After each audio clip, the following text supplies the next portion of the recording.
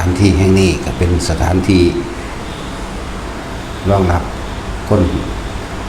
ตกทุกข์ได้ยากคนลำบากหรือคนที่เดินทางไกลเข้ามาเดินทางไกลนี่ไกลมากๆเลยสัตว์ทั้งหลายที่เที่ยวเวียนว่ายแต่เกิดหาต้นไม่ได้บ่ฮู้ว่าจุดกำเนิดของการเกิดตัวเองเริ่มต้นแรกจักอยู่หม้องใดเพราะว่ามันยาวนานเหลือเกินสิ่งที่ยาวนานที่สุดก็คือเวลาที่มันผ่านมาแล้วหาต้นไม่ได้แต่แม่นคนระลึกชาติได้จนถึงหาประมาณบ่ได้นี่ก็ยังหาต้นบ่ได้เลยก็คือพระพุทธเจ้าเฮาระลึกย้อนหลังขึ้นไปโอ้หาต้นบ่ได้จักสิเอาตัวใดเพราะว่ามันมีมาเรื่อยหาเท่าไหร่ก็เกิดเท่านั้นตายเท่านั้นหาไปเรื่อยจนสุดจนเป็นเหมือนกับวงกลมเพิ่นเอิ้นว่าวัฏฏะแต่ว่าวงกลมหมุนวนก็สิไปเอาต้นแรกมันอยู่ใส่หมุนวนไปนั่นแหละจึงว่าเฮาเป็นที่พักพิงให้กับคนตกทุกข์ได้ยากที่เดินทางไกลบางคนก็ล้มเหลวโดยไม่ได้ตั้งใจก็มีหรือโดนคดโกงโดนเอาเปรียบทำร้ายเบียดเบียนแล้วเฮ็ดเกิดกลายเป็นคนที่ชีวิตล่มละลายบ่อยากติดเหล้าก็ได้ติดบ่อยากติดคุกก็เคยติดบ่อยากเฮ็ดอิหยังที่เป็นหลายๆอย่างก็ได้เฮ็ดเพราะความลำบากจนเป็นบางอย่างถูกเบียดเบียนทำร้ายรังแกข่มเหงเหมือนกันกับบางที่เขาเป็นโจรปล้นบางคนบางที่เขาก็บ่ได้อยากเป็นหลายๆอย่างมันมีมาอยู่เรื่อยๆดอกแม่จังสิเป็นของคู่โลกมาตลอดโจรข้าวแดงก็บ่ได้อยากเป็นโจรนายโจรราคาอันนี้เป็นโจรโดยกำเนิดเป็นโจรโดยสันดานมาเลยนายโจรราคานั่นแหละแล้วก็คาตระก็บ่ได้อยากเป็นโจรนั่นแหละจะถูกรังแกข่มเหงแต่เฮาเปรียบเทียบแน่พอได้รู้จักคือพญาเสือใบเสือดำเสือพญาสวนเปรียบเทียบเขาจะถูกรังแกถือคนรวยถือคนมีอำนาจรังแกข่มเหงเอาเปรียบจนบ่มีที่จะมาหากินตัดสินใจป่นกี่ขาไปเลยแต่ว่าโดยคนเฮาความเจ็บปวดหรือความถูกรังแกข่มเหงจากฐานะที่ยากจนก็เลยเห็นใจคนจนเหมือนกันเหมือนกับเราก็เกิดในตระกูลยากจนถูกแค่ว่ายืมเงินนิดหน่อยแต่ว่าเขากันอยากได้ที่ดินที่หน้าก็ยึดเอาควายมั่งแล้วก็เอาไปมากมารังแกข่มเหงแม่พ่อขาแม่ขาน้องสาวตายมั่งโดยความเครียดแค้นด้วยความลำบากยากจนนำก็เลยตั้งตนขึ้นเป็นโจรปล้นแต่คนพวกนี้มีประสบการณ์ในความลำบากในความทุกข์ยากลำบากก็เลยเกิดกลายเป็นว่าปล้นคนรวยปล้นคนรวยปล้นคนโกงเพื่อที่จะเอาไปแจกคนจนเพราะเขาก็มาจากคนจนเหมือนกันทั้งสัตว์ทั้งนี้เขาไม่ได้อยากเป็นแต่ว่านั้นคือแต่ทางโลกสิว่าเป็นคนบ่ดีเป็นคนเลวแต่สัจธรรมบ่แม่นคนเลวจิตใจของเขามีอุดมคตินะบ่ได้อยากเป็นโดยศาสตร์กำเนิดบ่ได้อยากเป็นแบบนั้นเป็นคนที่มีความจริงใจซื่อสัตย์ต่อบุคคลผู้อื่นทั้งหมดก็เลยเรียกว่าสัจธรรมอันเป็นความบริสุทธิ์ในการถึงจะปล้นถึงจะจี้ถึงจะฆ่าแต่ว่าการนำมาเพื่อความอยู่ดีของผู้อื่นปล้นคนรวยคนโกงไปแจกคนจนพวกนี้มันเลยเป็นสัจธรรมหรือคุณธรรมอันหนึ่งคือปกป้องคุ้มครองเขาบ่ให้ตายด้วยคมหอกคมดาบ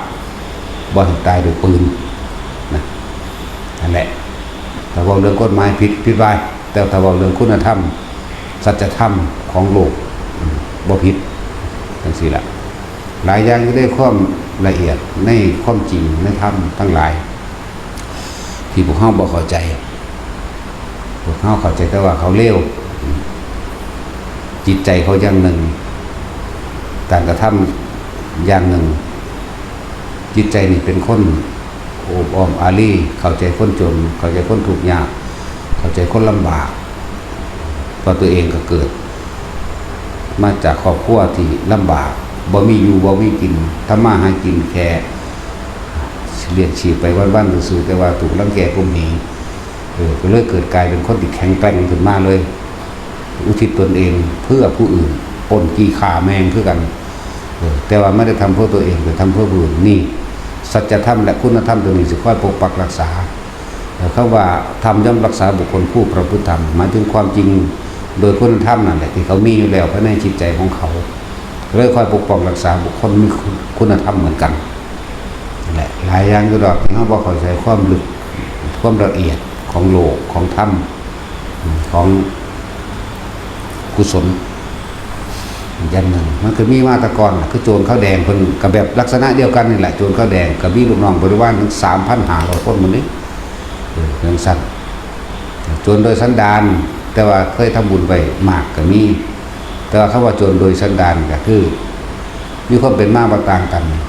ได้ทำบุญก็พอพระจิก็เลยขออธิษฐานอธิษฐานว่าให้ได้ฆ่าคนแบบนี้แบบนั้นมันเลยเป็นเรื่องกรรมของวัฏสงสารในจุลคาตแต่ที่พูดถึงตัดมาในศาสตร์นี้โดยเลี้ยวโดยกำเนิดเกิดชีวิตอัตคัดสนไฟไหม้บ้านตั้งแต่มือ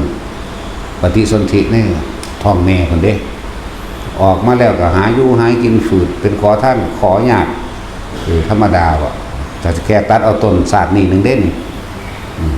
แต่ว่าแต่คืนหลังไปแล้วมีชีวิตที่มีคุณธรรมแต่ว่าถูกรังแกข่มเหงและความเจ็บปวดและความถูกรังแกข่มเหงก็เปลี่ยนคนให้เข้มแข็งได้แต่คนแต่ว่าเข้มแข็งได้ต้องอาศัยคุณธรรมพอใส่ซื้อว่าโจรใส่ซื้อว่าเสือแต่เอาคุณธรรมทำเพื่อผู้อื่นที่เรียกว่าคุณธรรมนั่นแหละส่วน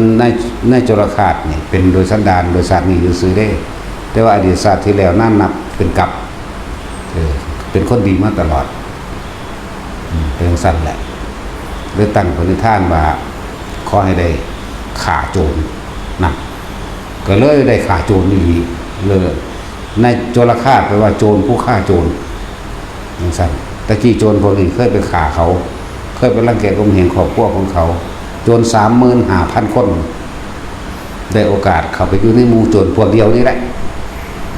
บัดนี้กรรมอกุศลกรรมมันให้ผลพวกเจ้าประเสนนำทหารไปจับได้ก็เลยขออาสาผู้หนึ่งแต่ผู้ใดฟันข้อโจรทั้งบัดนี่35,000 คนใดสิไปชีวิตน่าจุลคาตก็เลยยกมือนั่นเวลากุศลกรรมหรืออกุศลกรรมมันให้ผลแล้วเฮ็ดให้คำอธิษฐานหรือคำขอของคำอธิษฐานที่ตั้งสัจจะอธิษฐานไว้สมัยขอให้ได้ฆ่าโจรนั่นแหละกลับใดว่ารู้ละมันยาวนั่นเกินก็เลยได้สมดังปณิธานตั้งไว้จริงๆเลยได้เป็นโจรฆ่าโจรเนี่ยสมัยทำบุญทำทานให้กับพระประเจกก็ออกจากสมาบัติมาพอดีก็เลยไหว้ทั้งสั่นก็เลยขอแบบนั้นนะบุญตัวนี้นำทรงมาให้เขาได้ฆ่าโจร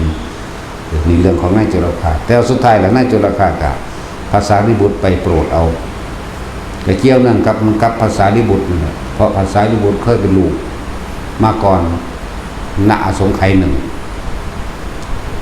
เรื่องของกรรมพวกเจ้าวัสรดใจแบบนี้แต่บอกมานี่มันก็สะอึกสะอื้นภายในใจมันเด้ของเฮาเห็นเฮาหูอยู่ไหมภาษาลิบุตรเคยเป็นลูกของนายจุลคาตมาก่อนในอสงไขยที่แล้วธรรมดาบอกก็เลยคิดถึงบุญคุณนายจุลคาตก่อนเป็นคนดีเขาก็ฆ่าลูกฆ่าเมียฆ่าพ่อฆ่าแม่นั่นนี่เหลือตัวผู้เดียวเกิดเป็นคนหาไร่ที่พึ่งผ้าอาศัยนั่นแหละก็เลยได้ทำบุญกับพระเจกก็เลยขอว่าให้ได้เป็นแบบนี้ให้ได้ฆ่าโจรพวกนี้มาสั่นแล้ว แบบนี้มาศาสตร์สุดท้ายพระสารีบุตรก็เป็นพระอรหันต์ผู้เขาเจ้ามีญาณผู้เขาเจ้ามีเขาเจ้าเบิ่งแล้วสงเคราะห์ผู้ใดได้น้อนี่เด้เขาเจ้าก็ตามสงเคราะห์เอาแบบเหมือนกับพระโมคคัลลาที่ว่าตรวจสอบแม่ที่ตกนรกนั่นแหละจังซี่อันนี้ก็คือการเพิ่นก็สังเกตตัวเองโดยความละเอียดเข้าไปในนั้นเฮาบ่รู้ในระหว่าง3เดือนในระหว่างถ้าสิพูดถึงคือพระพุทธเจ้าเพิ่นปรงอายุสังขารภายใน3เดือนที่จริงเพิ่นปรงมานานแล้วเพิ่นก็บอกนิมิตหมายครับพระอานนท์ไว้หลายครั้งหลายคราจนนับบ่ได้ละแต่พระอานนท์ก็คิดบ่ออกอันนี้ก็เหมือนกันพระโมคคัลลาภาษาริบุตรเวลาเพิ่นคิดถึงว่าเฮาสิตายตอนใดอาจจะปรงไว้สัก3 ปี 4 ปีก็ได้รู้วันตายของเจ้าของอยู่แล้วนั่นแหละก็เลยผู้ใดที่ยังมีพ่อบุญคุณที่สามารถโปรดได้ที่มีบุพกรรมรวมกันที่สร้างกุศลกรรมรวมกันก็สินำโปรดเอาจะเอามรรคจะเอาผลที่เอาศีลธรรมให้นั่นแหละนี่เป็นเรื่องที่บ่มีในพระไตรปิฎกนะเพราะพระไตรปิฎกก็จดไว้โดยละเอียดในชีวิตคนหนึ่งมันก็ยาวเกินไปอันนี้แต่เฮาเอามาต่อให้เพื่อเข้าใจในเหตุเพราะว่าผลมันมาแบบนี้มันต้องมีเหตุตุพมาปภาวะเยอยู่แล้วสิ่งทั้งหลายทั้งปวงบ่ว่าสัตว์บ่ว่าคนจะมีเหตุเกิดให้เป็นไปต่างๆนานาแต่ว่าเฮามาได้ยินได้ฟังแค่นี้สิต่อให้ฟังว่าพระสารีบุตรเคยเกิดเป็นลูกเกิดในตระกูลครอบครัวนั้นนายโจรคาเป็นพ่อปกปักรักษาครอบครัวสุดชีวิตแต่ว่าเขาก็ฆ่าตายเลยมันระลึกถึงบุญคุณเคยทำบุญครับกับพระอยู่เรื่อยๆกับพระเจกจากบ่นั่นแหละขอให้ข้าพเจ้าจงได้ข่าพวกนี้ขึ้นและบุญที่ข้าพเจ้าจงเป็นเครื่องหนุนส่งให้ข้าพเจ้าได้ดวงตาเห็นธรรมเป็นที่สุดมาถึงที่สุดเมื่อได้ข่าพวกนี้แล้วขอให้ได้ดวงตาเห็นธรรมเป็นที่สุดเข้าใจว่าล่ะจุดดังว่าพุทธเจ้านี้เถิดพระเจกคนบริสุทธิ์ใจได้เอวังโหตุกหรือเด้ แต่ว่าที่สำเร็จได้พออย่างเพิ่นออกจากสมาบัติผู้ใดอ้างว่าจะขอออกจากนิโรธสมาบัติไปใส่บาตรขอเอาเด้อมันสิได้มือนั้นโลดแต่ผู้ใดว่าองค์นั้นเข้านิโรธสมาบัติเท่านั้นนิโรธสมาบัติเท่านี้เนี่ยขอเอาเงินจาก10,000 ล้านมันสิได้10,000 ล้านภายในมื้อนั้นล่ะถ้ามันบ่ได้ก็แสดงว่าบ่แม่นเรียกว่าล่ะเพียงสั่นเด้แล้ว ต้องไปอธิษฐานเบิ่งผู้ใดอยากวานสมาบัตินั่นสมาบัตินั่นนี่ออกจากนิโรธสมาบัติ7 วันมั่ง9 วันมั่งเขาชานธรรมดากับเขาชานธรรมดาเนี่ยอย่าว่าเข้านิโรธสมาบัติหลายเนาะนั่นแหละนี่เป็นตัวอย่างอันหนึ่งเลยบอกพระสารีบุตรผลระลึกนึกถึงลงไปแล้วก็ระลึกชาติเลยมากขึ้นกันเด้โอ้คนนี้เคยเป็นพ่อเขาโปรดเอาเป็นบลักพ่อกับแม่มาเกิดตามกันเห็นมันไหวเอาสงไข่ที่แล้วเด้น่ะนะอยากว่าล่ะนั่นแหละก็ไปโปรดเอาตอนนั้นนายจุลคาสิตายไปยืนเฮ็ดคือสิขอบิณฑบาตหรือเฮ็ดคือเกิดกังนายจุลคาเอาพระพุทธเจ้ามาจากทางใดนิมนต์เพิ่นไปข้างหน้าซะเฮาเป็นคนบาปเฮาบ่ทำบุญบ่ได้ดอกนั่นลงมาคุยกัน3 เทื่อ 4 เทื่อบ่ได้มาบิณฑบาตดอกมาเยี่ยมจังได๋เฮาคือบ่จักกันโอ้ยเป็นญาติกันท่านอาจจะจำบ่ได้มั้งว่าเคยมีญาติเอาก็สังกัดนิมนต์ขึ้นมาซะก็ขึ้นมาแล้วก็คุยกันเรื่องนั้นเรื่องนี้คุยไปคุยมาคุยไปก็สู่กุศโลบายเพิ่นบ่ได้ดีเนาะกุศโลบายของภาษาดิบุตรเพิ่นมีปัญญามากอยู่แล้วว่าทำบุญบ่ได้แต่อดีตเป็นสิ่งที่ผ่านล่วงลับมาแล้วเฮาบ่อาจสามารถจะไปแก้ไขในอดีตสิ่งใดแต่ว่าปัจจุบันในขณะนี้ท่านกำลังอยู่กับใครอยู่กับพ่อคุณเจ้าผู้ชื่อว่าสารีบุตรเนี่ยก็คอยคุยไปมันคล้ายอดีตที่มันคล้ายความระลึกความเคยชินเนาะมันคล้ายเด้คล้ายความคิดถึงอดีตสัญญากับเขาตีขึ้นบ่ได้คล้ายไปแล้วเพิ่นก็คอยบอกไปมาเพิ่นก็ฝึกหัดให้หายใจฟังเด้อเพิ่นก็บอกเราจะหายใจไปพร้อมกัน มันก็ให้หายใจเข้าให้หายใจออกหายใจออกหายใจออกพอดีมันตายอยู่ที่แต่ว่าล่ะในตำราบอกว่าอนาคามีนะนี่แหละไว้ถึงบางหันแล้วมันสิบ่ลงมาเกิดแล้วมีก็มีตัวเนาะนั่นวะปลาเขาพระอนาคามีแล้วบ่กลับลงมาเกิดอีกแล้วแน่มันบ่มีนักอยากอีกเลยพระอนาคามีนั่นน่ะเหลือตัวอันเดียวนึงเด้อยากเป็นพระอรหันต์เท่านั้นเด้แต่ว่าอยากอรหันต์มันก็อรหันต์โลดแล้วเนาะโอ้ยจักเนาะกับไผดอกว่า อยู่นี่จังแม่นอีหยังสึงหลึงอยู่ไผก็เลยนั่นแหละนี่เว้าเรื่องที่มันเลยในพระไตรปิฎกเข้าไปอีกให้ฟังมันต้องมีเหตุเนี่ยทุกอย่างมีเหตุเบิดเด้นั่นแหละว่าสถานที่แห่งนี้เฮาสร้างขึ้นก็สงเคราะห์คนยากจนคนทุกข์บ่ทุกคนอยู่แล้วสัตว์ทั้งหลายเว้นไว้แต่เกิดทุกข์เบิดคำว่าจนอาจจะบ่มีแก้วแหวนเงินทองบ่มีทรัพย์สมบัติอันอื่นเป็นเครื่องดึงชีพหรือล่มละลายแต่ว่าทั้งนี่หน่อยให้โอกาสกับทุกคนที่จะกลับใจนะเจ้าสิติดคุกคดีใดมากก็แล้วแต่มันเจ้าสิขี่เหล้าเมายายาบ้ายาเบื่อยาสุรามีอะไรแอลกอฮอล์หรือซึมมาเพียงไรก็ตามถ้าอยากให้โอกาสตัวเองกับสถานที่แห่งนี้ให้โอกาสเบิดเพราะเฮาสิเฮ็ดคือพระพุทธเจ้านั่นแหละพุทธเจ้ายังให้โอกาสคนที่ผิดแม่นบ่ให้โอกาสโจรองคุลิมานได้บวชแล้วก็ให้โอกาสพวกโจรทั้งหลาย500โอ้มันหลายคือยังไงเด้แต่ว่าลูกศิษย์ของพระสังฆิจจะสามเณรว่าโจร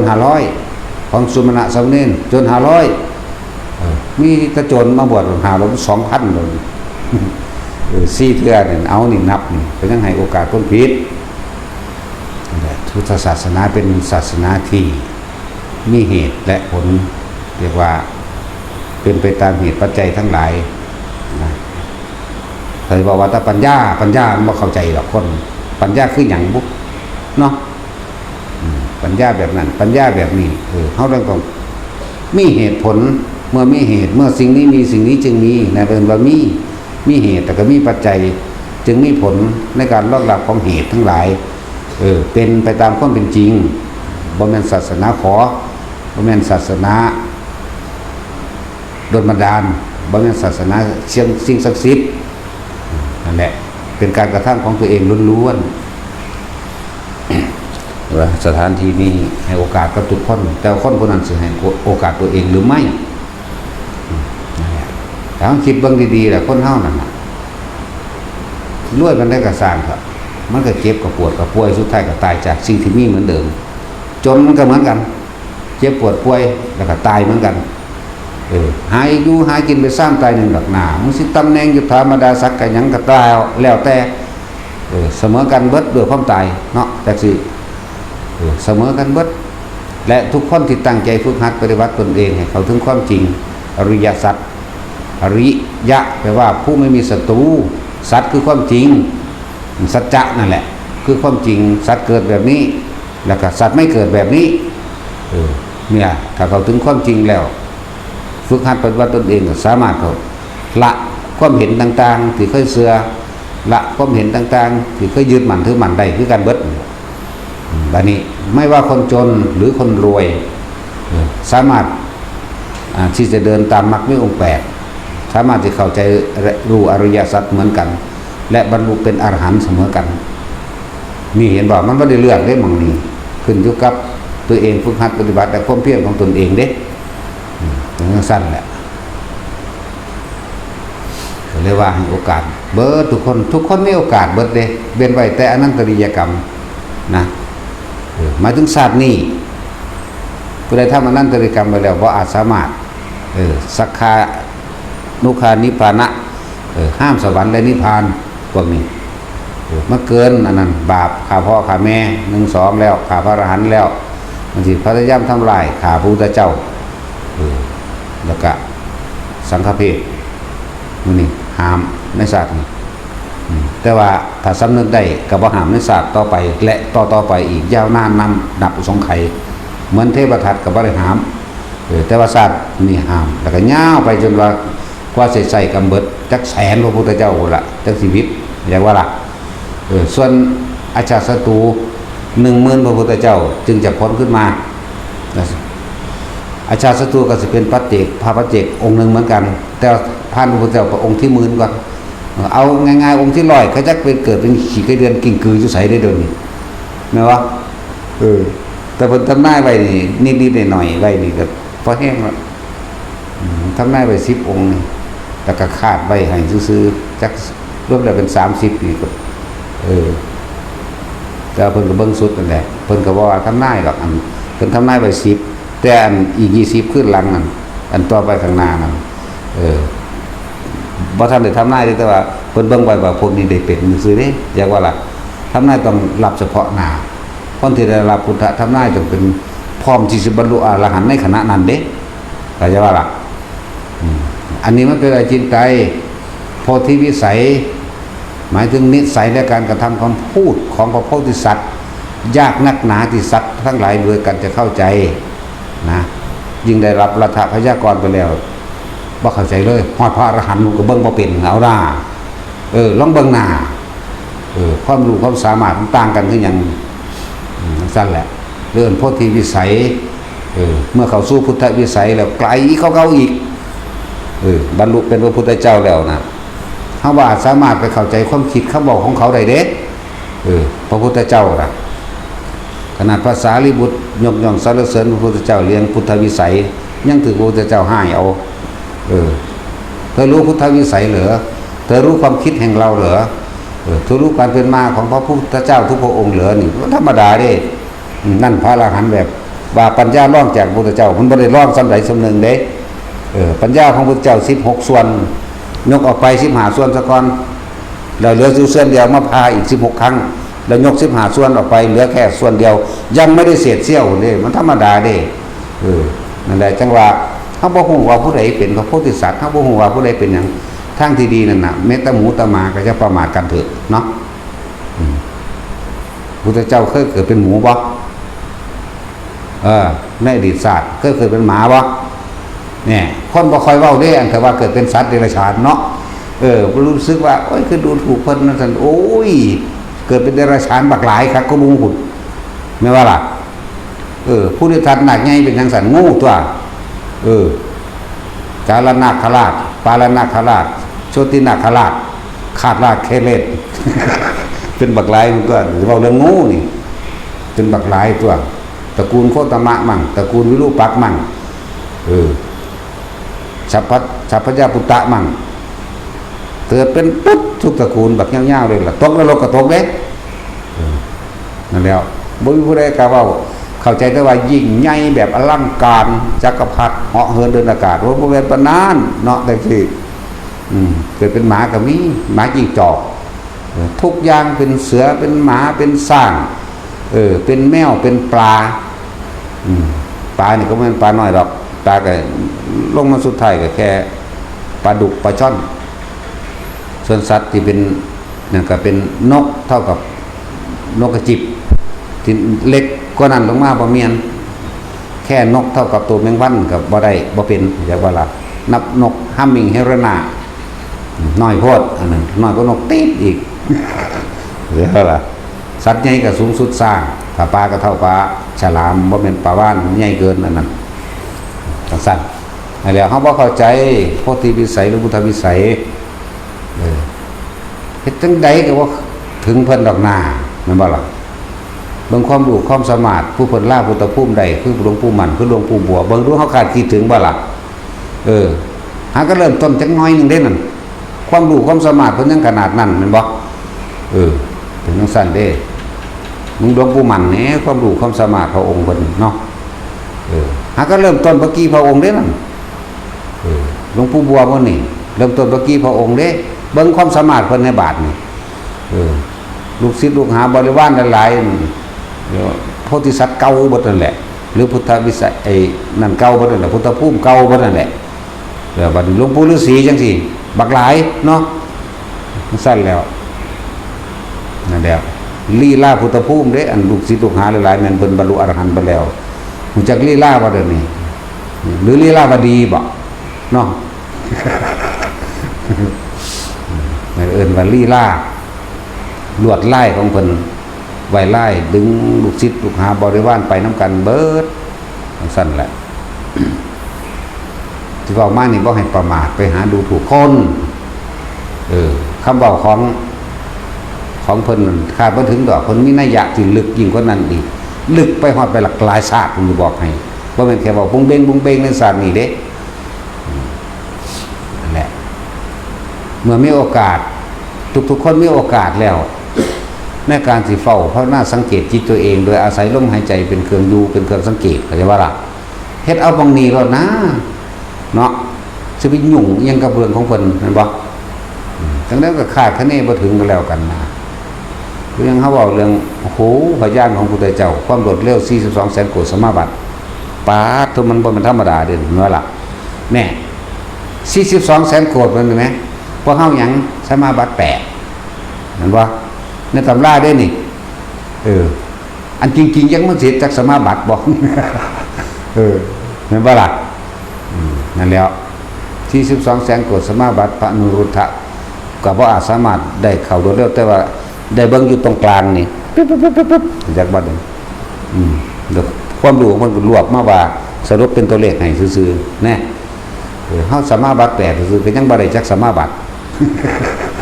บ่ได้จักสมาบัติเลยโอ้ยสั่นจ้ะถูกถึงว่าอย่าประมาทอย่าไปหาดูถูกคนอย่าไปหานำเรื่องของผู้อื่นมาวิจัยวิจารณ์หรือว่าเจ้าของรู้เขาว่าเจ้าของเก่งกว่าเขาว่าเจ้าของหรือสิบุรีเขาหรือสิยกตนข่มท่านเอาไว้หักหลังมาไพ่หลังนี่มันมีวัดคนพวกนี้เนาะสั่นแหละแต่นั้นถ้ามีโอกาสแล้วเฮาก็บ่เฝ้าสังเกตความคิดเจ้าของโดยอาศัยลมหายใจนั่นแหละก็ต้องไปยากลำบากกับเพิ่นดอกนะคือจังเพิ่นแยกภาคออกคือพระพุทธเจ้าเสด็จสู่ดาวดึงส์เพิ่นแยกออกเป็น4ภาคนั่นบ่จังซั่นล่ะภาคยืนภาคเดินภาคนั่งภาคนอนนั่นบ่ล่ะจังซั่นแล้วขึ้นไปหันหลายภาคก็นั่นอีกเด้บัดนี้เวลาขึ้นสู่ดาวดึงส์แล้วหูยบ่แม่นธรรมดาภาคนี้เฮ็ดเป็นพุทธนิมิตแสดงธรรมต่ออีกอันไปหาบิณฑบาตอยู่พุ่นอยู่ต่างโลกพุ่นเด้บ่ได้ว่าต่างประเทศเด้เนาะนั่นแล้วต่างโลกบิณฑบาตอยู่อุรุกุรุทรวีปมั่งอมังโคยานทวีปมั่งปุเพปิเตหะทวีปมั่งไปหาบิณฑบาตสันปายจังซั่นแล้วแต่ไปหลายกว่านั้นอีกในแสนโกฏโลกธาตุพระองค์ท่องเที่ยวไปทั้งเบิดนี่เราหน่อยนึงเด้นี่แสนโกฏโลกธาตุนี่บ่พอคนระลึกนำได้ซื่อๆเด้เลยนั่นอีกก็มีเข้าใจว่าล่ะ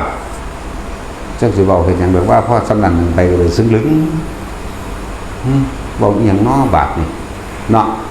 คือทั้งอันคนบ่รู้ภาษาต่างดาวไปบอกภาษาต่างดาวเขาฟังนั่นแหละบ่ได้ว่าต่างประเทศเด้ต่างประเทศยังพอมีคำออกอยู่เด้แม่นว่าซั่น no ยังพอได้ฟังออกอยู่ no บ่ได้เรียนหยังก็พอสิเข้าใจอยู่นี่มันลึงมันชินเนาะว่าแต่สิกูก็ฟังออกด้วย no แต่อันถือก่อนฟาดหัวข้างโน่ก็เขาเลื่อยไปโน่แตกพร้อมนั่นแหละนั่นแหละพุทธวิสัยว่าสามารถเข้าใจเพิ่นใดดอกโพธิวิสัยมันก็บ่เข้าใจไปแห้งแล้วสิไปอิหยังฮอดพุ่นแม่นบ่ล่ะสัตตุศาสตร์เท่าใดบ่18อย่างเฮาก็เฮ็ดบ่ได้ดอกเนาะเป็นเครื่องทรมานหมู่สัตว์ในขณะที่เสวยสัตว์โพธิสัตว์มีสัตตุศาสตร์เด้คันธประสาทมันยังแต่สิคันธประสาทนะก็การดนตรีนั่นแหละหมู่จักบ่คันธประสาทดนตรีทุกอย่างก็เฮ็ดเป็นเด้กาบกรโค้งชันและดนตรีตัวนาฏศิลป์ต่างๆตัวนั่นเขาว่าคันธประสาทพุทธเจ้าสมัยปัจจุบันที่นั่นครับเพิ่นแต่งเพลงให้คนไปร้องบ่แต่งบางพวกมันหลงไหลในเพลงก็แต่งให้ไปร้องทำนองนี้เด้อว่าจังซี่เด้อเพิ่นก็ไปร้องเพิ่นก็หลงไหลในเพลงลิ้นพิ้นเก่งเด้พระองค์นั้นพระ ที่เพิ่นมีฝ่าเท้านุ่มฝ่าเท้ามีขนนุ่มเด้เพิ่นเก่งพิณเด่นแล้วก็เป็นหลงไหลในเสียงพิณเสียงดนตรีกับเสียงขับร้องนำมาพระพุทธเจ้าเทศเอาบวชด้วยแล้วก็พยายามเดินจงกรมจนฝ่าเท้าแตกเลือดออกเดินบ่สำเร็จข้านเขาบ่สำเร็จบืบเอากระดึบเอาขั้นศอกนะแล้วจนพุทธเจ้าบอกว่าโอ้ใครมาฆ่าสัตว์ไว้ที่นี่นั่นแหละแล้วก็อาศัยขันธประสาทตัวนี้แหละเพิ่นก็เอามาใส่อยู่ดอกนะโหราศาสตร์มันจักว่าโหราศาสตร์มันยังเอาแม่นทำนายเด้อการคำนวณดวงดาวการคำนวณทิศและการคำนวณเหตุการณ์เด้โหราศาสตร์นั่นน่ะมันก็เป็นโหราศาสตร์ปัญญาอ่อนสมือนี่เด้ตำราโหราศาสตร์นั่นว่าซั่นพรหมชาติโหราศาสตร์ว่าซั่นฉีตัวอันพวกนี้มันบ่แม่นคือเพิ่นของเพิ่นคำนวณดวงดาวอันนั้นคำนวณดวงดาวคำนวณเหตุการณ์บ่แม่นดูดวงบ่แม่นดูแบบนั้นซั่นแล้วเพิ่นเอาไว้ทรมานหมู่สัตว์ทั้งหลายป่าประโยชน์พวกมีมานะทิฏฐิทั้งหลาย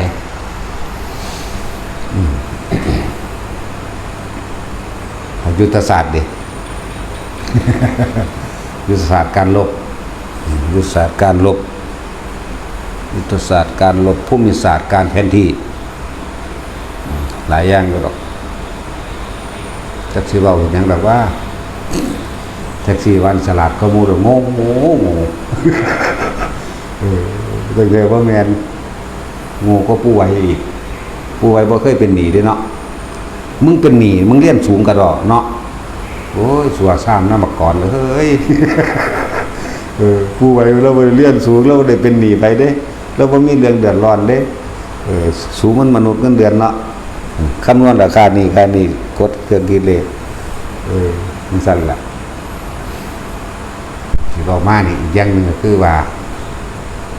พวกเรียนสูงนะที่เข้าใจว่าตัวเองสูงนะเรียนจบปริญญาใดก็สร้างด็อกเตอร์ก็ตามจะเยอะจะยิ่งหลายมันสู่คนทำมาหากินเฮ็ดให้เฮ็ดหน้าเลี้ยงเจ้าของได้โดยบ่เป็นหนี้หรอกแล้วเขาก็บ่คดบ่โกงพร้อมคุณธรรมของเขามีเยอะมีมากมีหลายกว่าคนที่เรียนสูงเด้ครับอันพวกขากันหลายๆก็เรียนสูงตัวพวกโกงคนหลายๆก็เรียนสูงตัวเนาะพวกบ่ได้เรียนหนังสือก็เฮ็ดให้เฮ็ดหน้าเด้หาปูหาปลากินไปนึงเด้บ่ได้โกงคนบ่ได้กินคนเด้บ่ได้กินเลือดเนื้อไผแต่ว่าล่ะเว้านี่เว้าสำนึกสำเนียกมาแน่อย่ายิงหลายว่าเจ้าของอันมึงมีรถอำนาจในเมืองคนมึงสิไปสับสนในเมืองผีเองดอกหน้ามึงเสียจะถามดาศักดิ์ตำแหน่งไปสอดใต้โต๊ะบ่ได้ถือตีนก็มาบานโลดน่าตาซิมถือตีนก็มาบานเด้อนั่นแหละสิ่งที่ปกป้องอบายได้ก็คือคุณธรรมนี่เองทุกคนให้มั่นใจในคุณธรรมเถอะข้าราชการโกงน่ะบ่ต้องห่วงได้รับผลแน่นอนบ่ต้องห่วงเป็นหยังคือหอยเขาคือต่อยก้อนสิต้มหมายว่าเจ็บปวดก้อนที่ไปถึงน้ำห้อนอีกหอยบอกปลาเข็งปลาหมอหรือปลาเข็ง ปลาช่อนปลาคอปลาดุกก็คือปลาดุกอยู่ ปลาซิ่วปลาทุกชนิดกบเขียดหอยแข้งแมลงผู่ปลาหมึกนักการเมืองโกงบัดถ้าสมัยตะกี้เอิ้นว่าปุโรหิตโกงนักการเมืองโกงข้าราชการโกงพวกนี้คือเหมือนกับว่าเขาเห็นคนอื่นเป็นเหยื่อจังว่าล่ะเขาเห็นหมู่ประชาชนคนถูกคนอย่างเป็นเหยื่อเขาสิมองเอาผลประโยชน์ทันทีโดยใส่อำนาจโดยใส่ยศถาบรรดาศักดิ์นี่คมคู่เอาบัดคนจนมันบ่มีกินมันอย่างไรมันย่านถูกยึดที่ดินมั่งย่านถูกยึดนั่นเฮ็ดนำเด้ได้ยิบได้ยืมได้เป็นหนี้ให้เพราะนั้นบ่ได้สนใจว่าใครจะเดือดร้อนใครจะเจ็บปวดแม่นบ่ล่ะกูเอาอย่างเดียวจบบัดนี้มันมาเกิดเป็นหอยเขาก็ต่อยคนป๊อกเขาก็ต้มทั้งที่บ่ได้ตายอีกเขาน้ำมันร้อนเขาก็ลวกถ้าเป็นหอยแข้งแมลงภู่ก็ดีเนาะถ้าเป็นหอยจูบหอยบานเฮาหอยโข่งมื้อนี้หอยหน้าหอยมันต่อยคนซะก่อน เจ็บปวดขนาดนั้นบ่ตายเด้จนถึกลวกลงไปในน้ำห่อนจังตายเด้นั่นแหละคือเอาความรู้สึกนั้นคืนไปมั่งความรู้สึกโกงเขาความรู้สึกที่เขาเดือดร้อนเขาต้องหาเงินหาทองหยาดเหงื่อแรงงานของเขาแล้วก็เกียรติเงินไว้เพื่อสิใส่สิไปมีการโกงเอาแหละก็เรียกว่าอย่าสอนเด้ออันมึงรวยเข้าไปโลดมึงสิซวยที่สุดบาดมึงตายเองแหละนั่นแหละพูดถึงกรรมและการให้ผลของกรรมเด้อให้ทุกคนไปคำนวณเอาเด้บ่ได้ด่านักการเมืองเด้ด่าหมา พวกกินเลือดกินเนื้อผู้อื่นพวกนี้พวกเรียนสูงทั้งนั้นแหละที่ทำชั่วได้สุดยอดนั่นบ่นี่ถ้าพวกเรียนสูงเด้อทำชั่วได้สูงสุดผู้ไว้บ่ได้ไปทำเด้นั่นบ่แล้วก็แค่หาอยู่ให้กินน้ำหัวน้ำสวนเหล้าปลูกบักพริกปลูกบักเขือเอามาสุกมาแก้วหนึ่งเด้เด็กมหอดเนี่ยปลาขอนกับผ้ากันแปลว่าขอนทั้งส่วนเด้หารับจ้างรับใบหลังจากว่าฤดูเก็บเกี่ยวจบแล้วก็ดีเนาะเท่านั้นหนึ่งได้ล่ะแต่ว่าความถูกใจของเราบ่ได้มีเลยสั้นแล้วคนสิต่างจากสัตว์นรกก็เพราะว่าคุณธรรมสั้นแต่สัตว์เดรัจฉานก็มาจากคนโกงนั่นแหละแต่ว่ากระทุเราเบาบางมากแต่ว่าบัดนี้คนที่ยังโกงอยู่นี่นะเลยเอื่นว่าเลวยิ่งกว่าสัตว์เดรัจฉานคนจะต่างจากสัตว์เพราะว่าเป็นคนที่มีน้ำใจมีการเอื้อเฟื้อแบ่งปันเข้าถึงความรู้สึกของความทุกข์ยากลำบากอย่างว่าล่ะเข้าถึงความรู้สึกของคำว่าไม่มีเขาจึงแบ่งปันเนี่ยเขาว่าคุณธรรมบางคนก็เกิดมารวยแต่ว่าเขาเข้าถึงความรู้สึกของความคำว่าไม่มีผู้คนได้เขาก็เลยไม่คดไม่โกงไม่เอาเปรียบไม่รังแกไม่ข่มเหงเห็นอกเห็นใจความโลภบ่ได้แรงขึ้นหนาจากว่าล่ะเพราะว่าอย่างมันก็เคยมีมาก่อนและอุปนิสัยดั้งเดิมที่เขาเคยสั่งสมมาเรื่อยๆในการเสียสละในการช่วยเหลือบุคคลผู้อื่นโดยไม่หวังสิ่งใดตอบแทนก่อนโดยมีการช่วยเหลือคนทุกข์คนยากเขาเห็นคนป่วยว่าไรสลดใจปึ๊บขึ้นมาหลดโอ้ยหลดมันเป็นเราเองมันเป็นในใจเขาเห็นคนทุกข์คนยากคนถูกรังแกข่มเหงบ่ได้คือกันเกิดความสะเทือนเข้ามาในหัวใจหลดนะคิดตั้งแต่หาวิธีที่ซอยคนเด้บอกว่าคนบอกว่าเดรัจฉานบ้างคิดหาแต่วิธีถ้าคิดแล้วจนมุ่งกับยุดคือกันหมายถึงว่าบ่มีวิธีซอยใดยังมากับแนะนำเอาแล้วแต่ละมือแต่ละเว้นมันแต่แบบนี้เฮ็ดจังใดคนสิถ้าจุดหมายอันสูงสุดเฮ็ดจังใดคนสิรู้ธรรมเห็นธรรมแต่ในระหว่างการเดินทางนี่เฮ็ดจังใดเนาะคนพวกนี้สิพ้นจากความทุกข์ความยากเฮ็ดจังใดเนาะเขาสิมีอาชีพที่สุจริตแล้วก็บ่ทุกข์ยากลำบากบ่เป็นบาปเป็นกรรมในการต่อไปจังซี่แหมนั่นแล้วแต่ละมื้อก็คิดอยู่ซ้ำนี่แล้วมันคิดหยังหลายคิดแต่สิซอยคนเท่านั้นนะหมาก็ซอยอยู่บ่ซอยแต่คนเนาะตัดสินก็เอาไปเลี้ยงซั่นตัวแต่นั่นเนาะ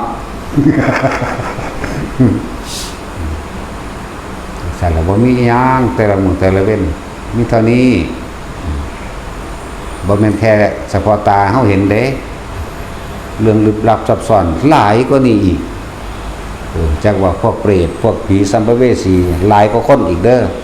แต่ว่าเปรตผีสัมภเวสีทั้งหลายก็มาจากคนคือเฮานี่ล่ะจักบ่ล่ะหลายกว่านั้นหลายกว่าคนเดี๋ยวนี้อีก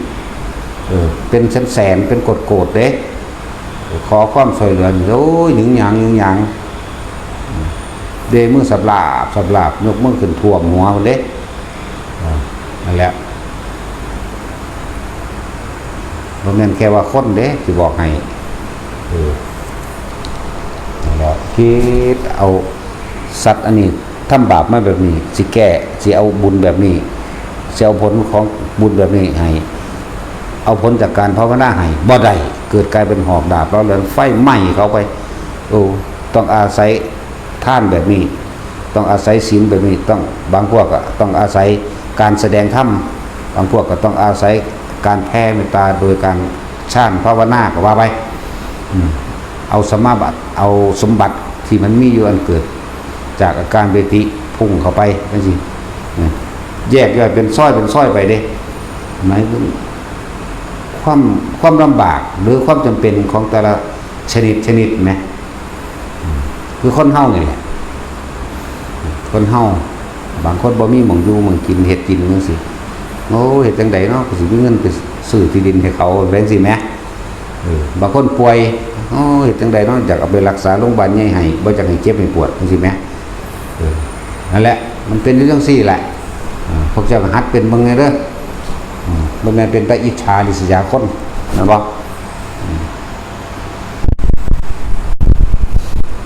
แต่ว่าทั้งหมดทั้งมวลก็คือให้พวกเฮาสลดสังเวชสลดใจตัวเองสังเวชใจตัวเองแล้วก็น้อมเข้ามาให้เห็นว่าแม้นเกิดเป็นหยังก็ตามในภายภาคหน้าล้วนแล้วจะเกิดเป็นทุกข์ความเกิดเป็นทุกข์ความแก่เป็นทุกข์ความเจ็บป่วยไม่สบายเป็นทุกข์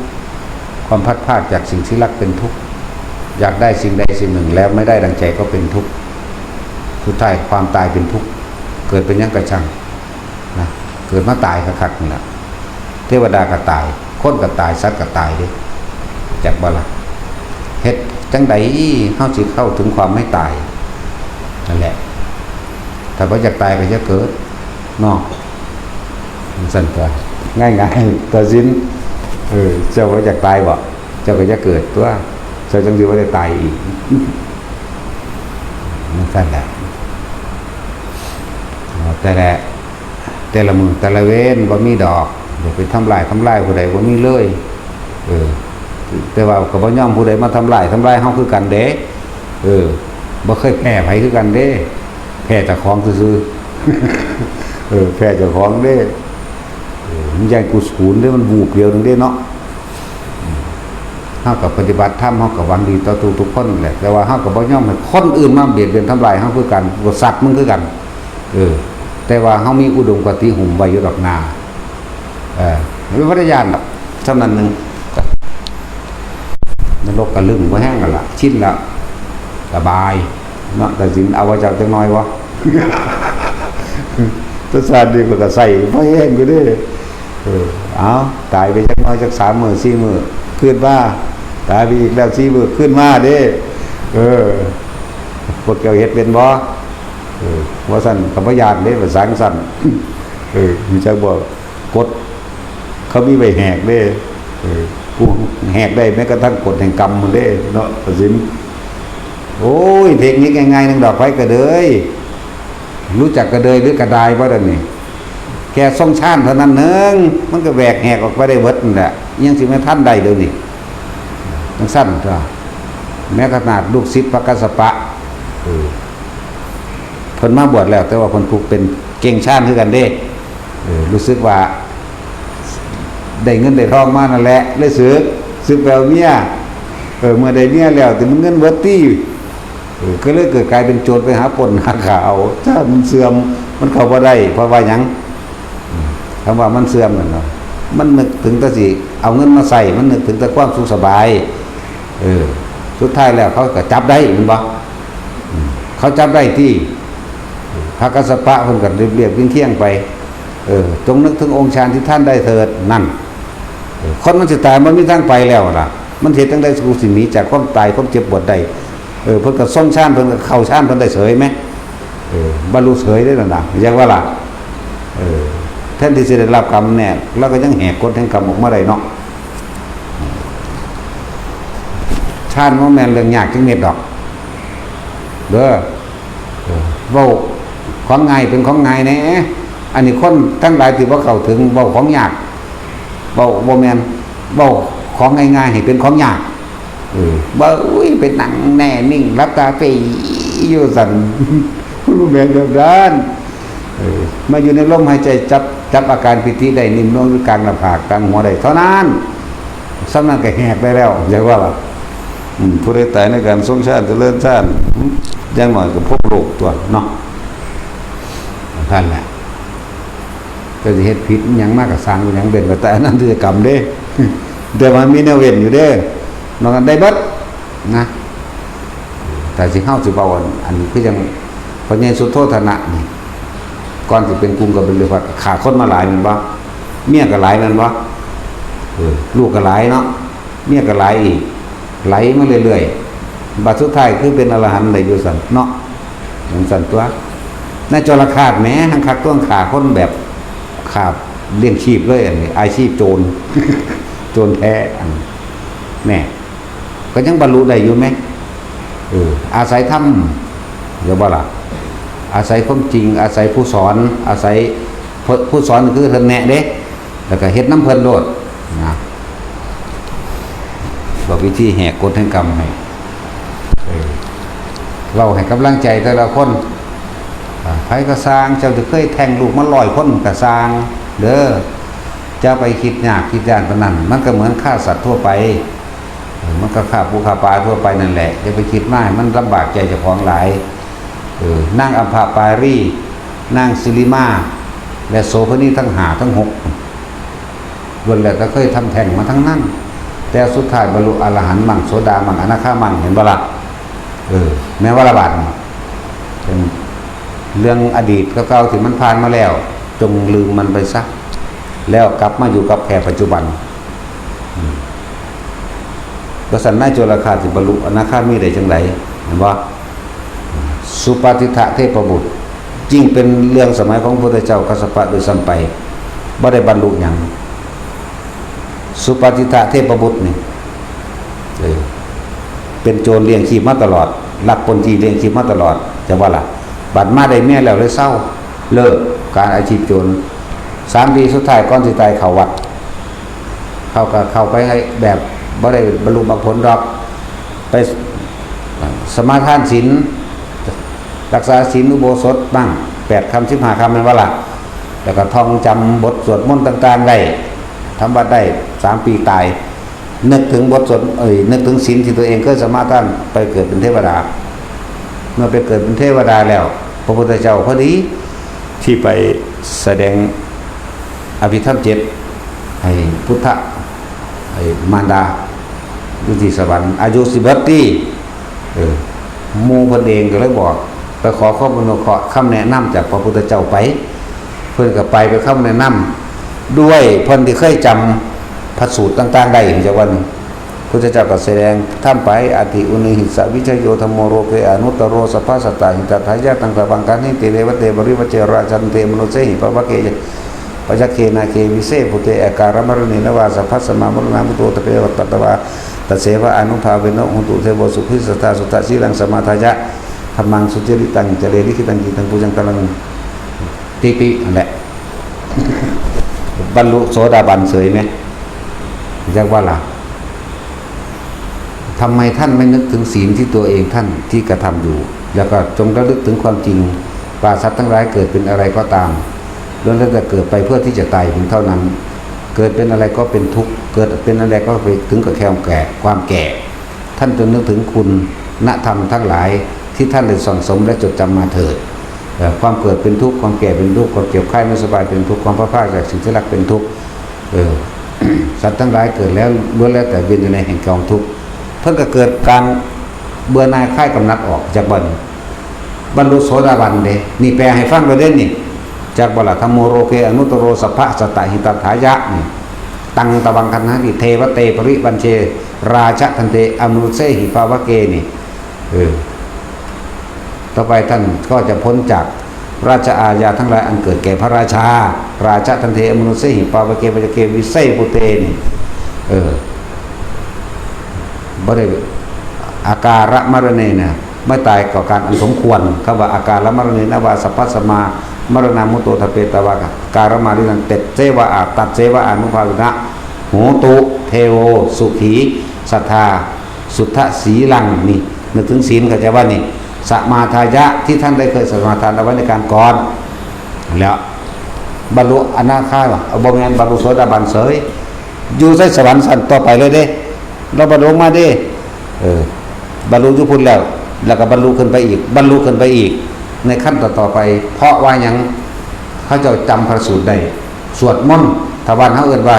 จำบทสวดมนต์ธรรมจักรได้จำบทสวดมนต์อนัตตลกนัสูตรได้อธิตะภริยสูตรได้แม้กระทั่งท่องจำท่องบนสัตยายในปฏิจจสมุปบาทธรรมได้ก็เลยมีการพัฒนาจากชั้นนี้ดาวดึงบรรลุโสดาบันยับขึ้นไปอีกยามาบรรลุสกิทาคาไหลขึ้นบรรลุมาดิเพราะว่ายังสลดใจเลยทำให้แจ้งซึ่งมรรคผลข้างบนไปเลยเด้นั่นแหละบ่แม่นของเป็นเล่นเด้ที่พาพวกเจ้าสวดบทนั่นบทนี้บทนั่นเวียนไปใน3 รอบนี่จะว่าล่ะบทที่1ธรรมจักรบางสินะบทที่2เกี่ยวกับพระปริตเห็นบ่ล่ะบทที่3ไปเกี่ยวกับอาการวัตตาสูตรตลอดทั้งพระปริตอื่นๆอีกเห็นบ่ตั้งแต่แล้วมีประโยชน์ของพวกนี้สิบันทึกเข้าไปในสัญญาใจของพวกเจ้าเองนั่นแหละจิตกับผู้รู้กับจิตก็คือรู้โดยสัญญาบันทึกไว้แล้วในจิตใจแต่ของเองเฮาทุกคนที่สวดไว้ได้มันอาจจะแปลว่าได้แต่ว่าสวดได้เข้าใจว่าล่ะเมื่อแตกกายทำลายขันธ์ตายไปเกิดสวรรค์ณชั้นใดชั้นหนึ่งว่าสิจาตุมว่าสิดาวดึงว่าสิยามาดุสิตนิมมาปรนิมหรือแม้กระทั่งพรหมโลกต่างๆเนาะโอกาสที่เขาสิบรรลุในขั้นต่อไปหนึ่งเมื่อภิกษุผู้ทรงฌานผู้ใดฌานผู้ทรงฤทธิ์ขึ้นไปแสดงธรรมจะว่าหลักเขาก็มีโอกาสที่จะบรรลุในขั้นต่อไปเลยภิกษุผู้ทรงฤทธิ์เข้าไปแสดงธรรมดังที่โพธิสัตว์ก็แสดงด้วยข้างบนจะว่าหลักและต่อมาก็สนทนาธรรมกันเองเทวดาเขาสนทนาธรรมกันเองบรรลุก็ได้จะว่าละบัดทั้งสั้นแหละเรียกว่าสีผ้าเหตุนี้มีคุณค่ากับเจ้าของเบิดเด้ว่าเกี่ยวกับหลวงพ่อนี่เด้เนาะผ้าเหตุซื่อได้เหตุว่าเหตุกระตามเด้นี่ก็เราดูเหตุว่ากระซานเรื่องวันกูไม่ใช่ว่าละพวกเจ้าก็ใส่จะเอาตัวป้าตัวบอกขักปานนี่ไหมยังบ่เห็ดยังบ่เข้าใจก็ไปตายซะจะอยู่โดนหลายมันสิสะสมบาปเนาะไปตายซะไปผูกคอตายซะบ่สั่นเก่าอันซ่อนเคาะหัวเจ้าของตายซะเนาะมันเกิดมาให้กินซื่อๆหลายสั่นตัวเป็นยังก็เป็นไปตายแล้วน่าจะไปสะออนไผเถอะสิเป็นอีหยังก็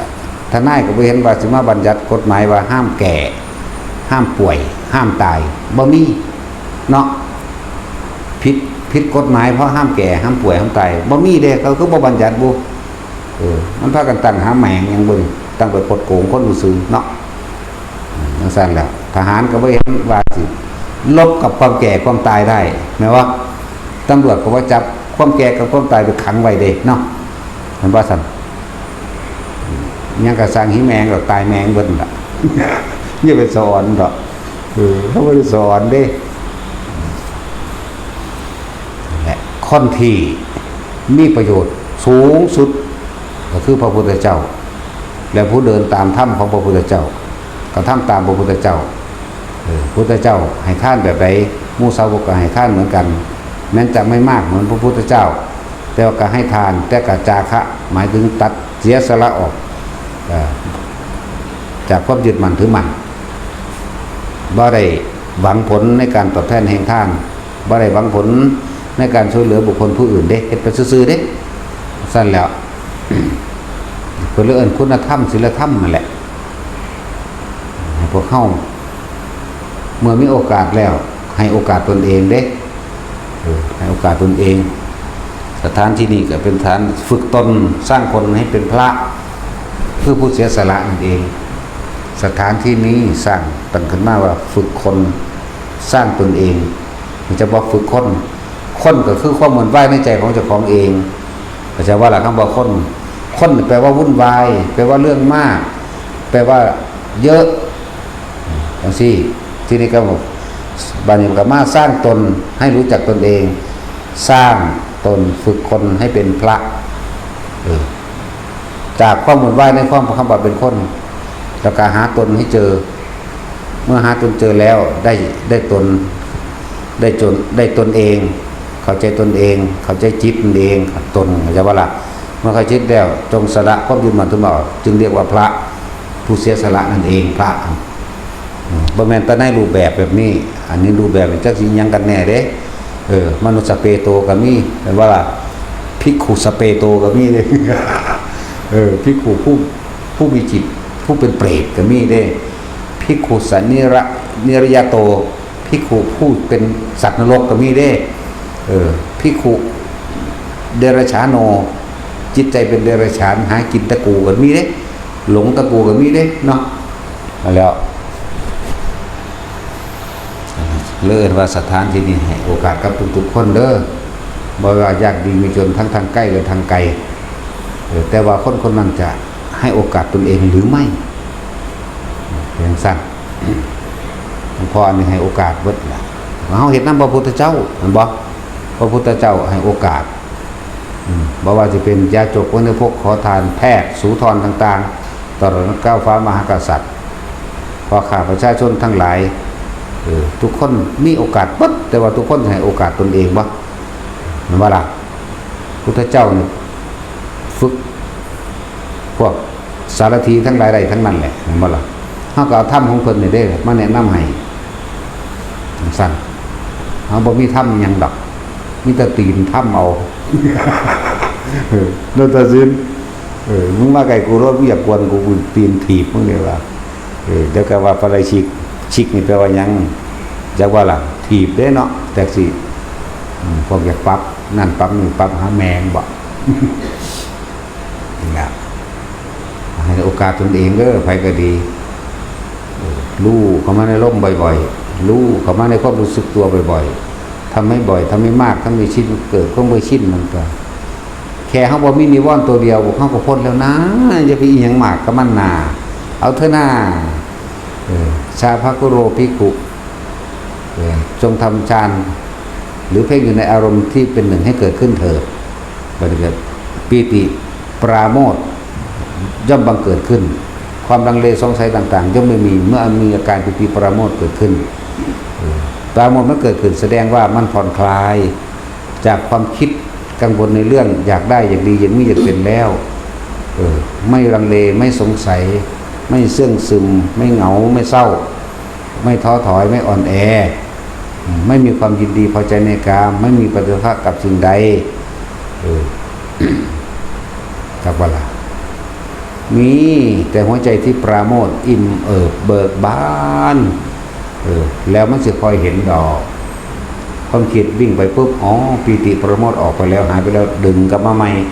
ดึงกลับมาดึงกลับไปดึงกลับไปดึงกลับมามันก็อยู่ของมันเองดอกนั่นแหละคำว่านิพพานแปลว่าดับเย็นดับหยังดับอวิชชาพอรู้เท่าทันวิชชาดับหยังดับความคิดแปลว่าหยุดคิดในความคิดปรุงแต่งในความอยากได้และอยากเป็นความคิดในการที่จะเบียดเบียนทำร้ายผู้ใดผู้หนึ่งเสียชีวิตและทรัพย์สินตลอดทั้งมนุษย์และอมนุษย์ไม่มีคนที่เบียดเบียนมนุษย์ด้วยกันเองกับคนโลภกันตัวคนที่เบียดเบียนสัตว์กับคนโลภคือกันนั่นวะคนที่เบียดเบียน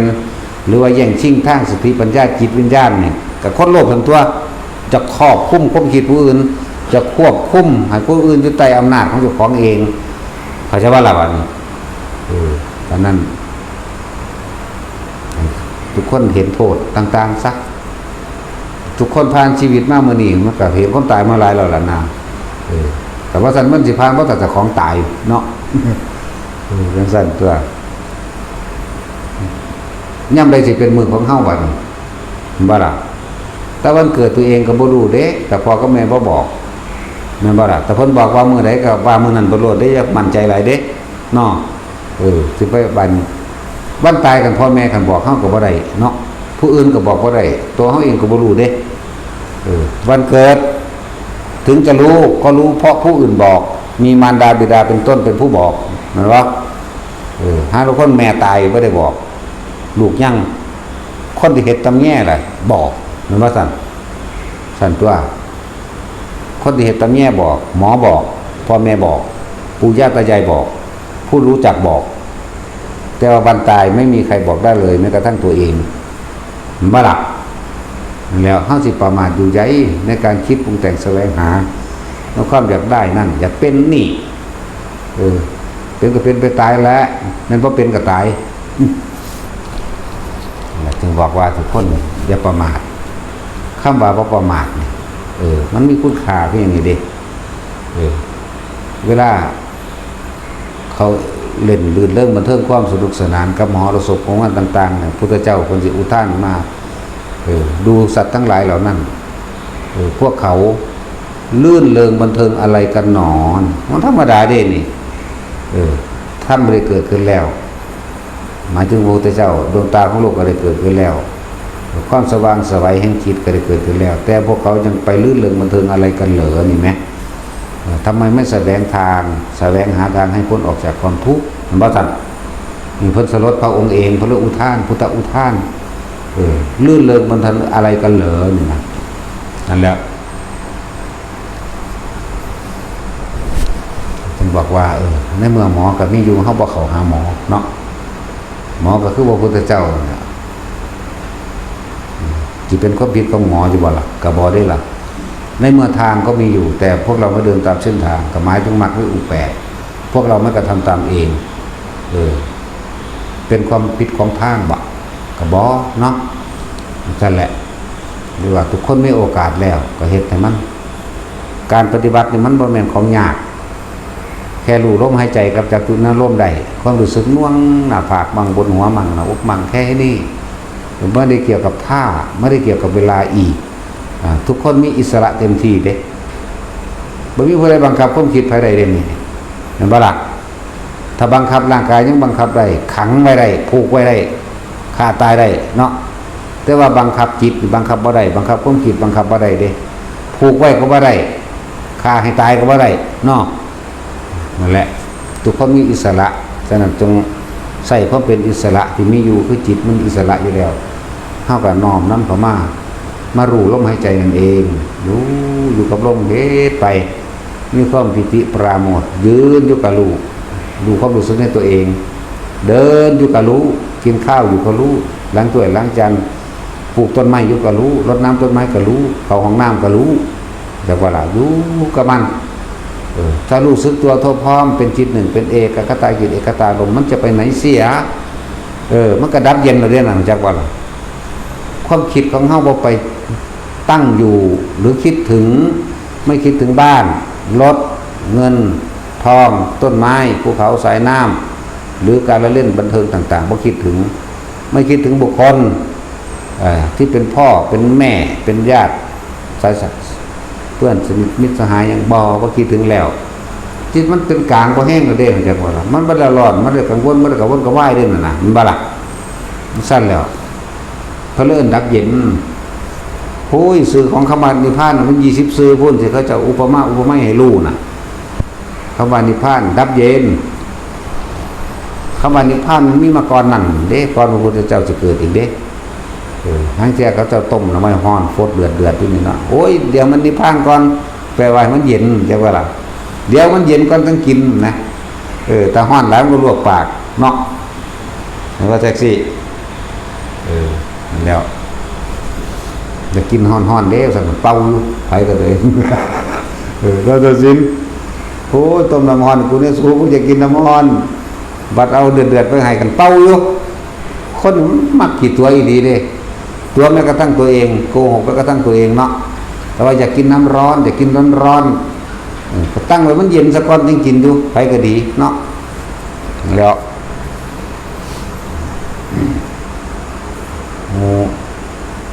พวกภิกษุนักบวชได้บวชเข้ามาแล้วตั้งใจเต็มที่โลดเฮาบ่ได้ไปกังวลกับการงานเฮาบ่ได้กังวลกับอาชีพต่างๆบ่มีอาชีพแล้วเหลือแต่ควบคุมจิตเจ้าของเองบ่ให้ออกจากกายตัวนั้นเด้อบ่ให้ออกจากกายในกายอันหนึ่งคือหยังก็คือลมหายใจเวทนาในเวทนาหนึ่งก็คือความรู้สึกอันเป็นปิตินี่เองจิตในจิตก็คือรู้สึกตัวทั่วพร้อมนี่เองไม่ใช่จิตนอกจิตหมายถึงไปคิดถึงผู้อื่นไปคิดถึงคนอื่นแล้วเกิดความรู้สึกอยู่กับบุคคลผู้อื่นพอใจมั่งไม่พอใจมั่ง แต่ว่าไม่เกิด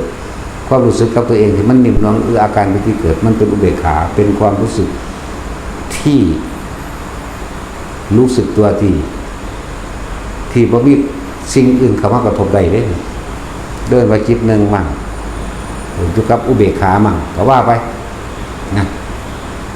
บอกตั้งเก่าแล้วก็บอกไม่กับทั้งบอกแบบแปลกๆคือแล้วแต่คือจังหวะเจ้าจะไปหาพระอรหันต์อยู่ไสบ่มีผู้ใดบอกว่าตัวเองเป็นผู้บอกว่าตัวเองเป็นน่ะบ้าจังว่าล่ะบ่เห็นบ่หลายๆคนอยู่ได้อรหันต์เกิดขึ้นว้าวข้าคืออรหันต์สั่นซึกล่ะไปอยู่ศรีสัญญากันนี่นั่นแหละมันเพียงสั้นแล้วมันไปหาขาดกันนี่ว่าเป็นแบบนั้นแบบนี้ไล่คนกลุ่มคนจับคนมาแสดงธรรมโอ้ยพุทธประสาทนั่งอย่างนี้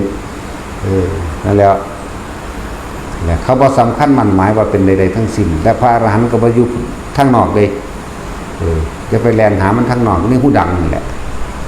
ผู้ใดได้ล้มหายใจแน่นิ่งมันก็ว่างมือจากบาปอยู่ด้วยล่ะเนาะเป็นชั่วขณะหนึ่งก็ยังดีอุ้ยเฮ็ดไปเถอะเป็นหรือว่าเป็นกระสังหิแมงดอกเนาะอยู่ในลมหายใจอยู่ในวันนั้นลมได้ก็เอาละเว้ยมันจะเป็นยังกระสังหัวมันเป็นอย่างจะไปสำคัญมันหมายว่าต้องเป็นจะไปสำคัญมันหมายว่าต้องได้จะไปคาดคะเนอาจจะว่าล่ะไปในปัจจุบันแม้นิพพานก็ไม่อยากไปผมเป็นอย่างเนาะแต่ตะกี้อยากไปไปเห็นว่าผมก็อยากไปเนาะจักมันจะไปใส่เว้ย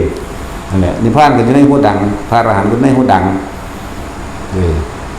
พวกที่ทำมาหากินอยู่หายิ่งหนูอยู่หาตอนกอยู่หาอยู่ให้กินตึกแหอยู่หาปูหาปลามากินอยู่แต่ว่ามีความเสื่อมันมีความศรัทธาในคำสอนของพระเจ้าแต่ว่าโดยอาชีพหรือโดยความบีบคั้นฟันแทงรอยรับต่างๆอันเกิดจากกรรมเป็นวิบากต่างๆแต่จิตใจของเฮาน่ะน้อมมาในทางธรรมอยู่ถ้าจากมาปฏิบัติธรรมนำหมู่กันคิดไปคิดมากอ่ะคำว่าศีลเลยเป็นเครื่องกั้นตัวเองเด้โอ้กูยังตัดบ่ได้กูยังขาดสัตว์ใจกูรักษาศีลบ่ได้กูบ่ไปหรอกคิดผิดเด้อโสเภณีก็สร้างไผก็ตามที่เฮ็ดมาแล้วนั่นน่ะเวลาใดขณะใดครู่ใดที่เราเป็นผู้มีสติรู้อยู่กับลมหายใจเข้าออกเวลานั้นเรามีศีลบริสุทธิ์จะว่าล่ะศีลนี่แปลว่าไม่คิดเบียดเบียนทำร้ายผู้ใดผู้หนึ่งสิ่งชีวิตและทรัพย์สินความคิดของเฮาบ่ไปฆ่าไผมั้ยนั่นแล้วบ่ไปฆ่าบ่ไปปล้นลักกี้บ่ได้ประพฤติผิดในการบ่ได้ข่มเหงคนบ่ได้โกหกไม่ได้คิดอยากจะดื่มสุราและเมลัยเครื่องดองของเมาต่างๆนั่นแหละศีลแปลว่าล่ะบารมีทั้ง10ก็ไหลร่วมสู่ลมหายใจเขาออกเองท่านศีลเนกขมาปัญญาวิริยะขันติสัจจะอธิษฐานเมตตาและอุเบกขาก็อุเบกขาก็อยู่ในนี่แหมมันบ่ได้ไปคิดตั้งไผหักไผได้ล่ะบ่จักได้หยังได้ล่ะตอนนั้นมันว่าล่ะนั่นแล้วเมตตาพรหมวิหารอยู่ในลมหายใจเฮานี่มรรคผลนิพพานอยู่ในลมหายใจเฮานี่พระอรหันต์ก็อยู่ในลมหายใจเฮานี่สิไปหาหม้องอื่นได้อีกเมื่อท่านออกจากกายเพียงไม่ว่าจะไปอยู่ณสถานที่ใดท่านก็ย้ายที่ทุกไปตามสถานที่นั้นๆเข้าใจวะออกจากกายหมายถึงเอาความคิดไปคิดถึงบุคคลผู้อื่นกายเวทนาจิตเวทนากายส่วนคำว่าท่านคือทางบัดนั่นแหละที่ไปห้องไปคิดถึงข้างนอกคิดถึงข้างในข้างนอกก็คือบุคคลสัตว์สิ่งของข้างในก็คืออารมณ์โอ้ยบ่พอใจเด้โอ้ยพอใจเด้จะว่าลาบันแต่ว่าถ้ามันตั้งเอาไว้เป็นหนึ่งลมหายใจเข้าออกรู้มีอาการปิติแค่นั้นเห็นอยู่แค่นั้นบารมี10ก็อยู่ในหันพระอรหันต์ก็อยู่ในหันนิพพานก็อยู่ในหันในผู้ดังนี่แหละจะเป็นในใสเดิมนี่หรือไปเคร่งเครียดมันหลายต้องนั่งรับตาขมุงคิ้วขมวดยุกยิกบางมือก็ยังยากเนาะคันเนาะแจ๊กมันยังมันบ่คักเลยสังเกตเบิ่งแต่ละคนมือก็ติ่งงอกแก๊กขาก็ยุ่งยิกด่าก็ยุ่งทั้งเรือก็ตดเข้าทั้งในพร้อมแต่ว่าอยู่ในหมู่หลายๆนี่ยุ่งไว้มันอูดเข้าทั้งในเลยเนาะตัดสินจะเป็นว่า ข่อยก็เป็นตัวข่อยจังเว้าอันไหนบ่เป็นมันบ่เว้าเด้มันท้องมันตดเองจังว่าล่ะตั้งแต่มันยุ่มไว้มันเลยอูดเข้าข้างในแท็กซี่เป็นบ่เป็นผู้ใดก็เป็นเบิดหลังเบิ่งผู้ใดเว้าเขาว่ามันเป็นของน่าเกลียดว่าซั่นมันความจริงที่น่าเกลียดหม้องใดผู้ใดเกลียดหม้องใดก็ผู้คนไหนรักที่ไหนคนนั้นก็จะมีย่อมความน่าเกลียดก็ย่อมอยู่ในความที่น่ารักน่าพอใจนั่นแหละมันบ่ล่ะตั้งทากระแดะคือหลายเนาะเว้าม่วนว่าซั่นเรื่องม่วนๆกูก็เฮ็ดให้แล้วมันเป็นแม่งบ่ฟัง เต้นก็ได้ เต้นแล้วกวนตีนก็ได้ซั่นตัวเราบอกว่าม่วนมาก็พวกเจ้าไปยึดในสิ่งที่ไพเราะเข้าใจว่าล่ะยึดในสิ่งที่ไพเราะนั่นแหละพวกเจ้ากำลังตกเป็นทาสของความไม่ไพเราะเข้าใจว่าล่ะเวลาใดที่ท่านเกลียดเป็นยังคือเกลียดก็เพราะรักนะวะเวลาที่ใดที่ท่านทุกข์ก็เพราะอย่างทุกข์เพราะท่านสุขเกลียดก็เพราะรักทุกข์ก็เพราะสุขจะว่าละบาดที่ไม่สุขไม่ทุกข์ก็มีลมหายใจเด้อเอาสบายตา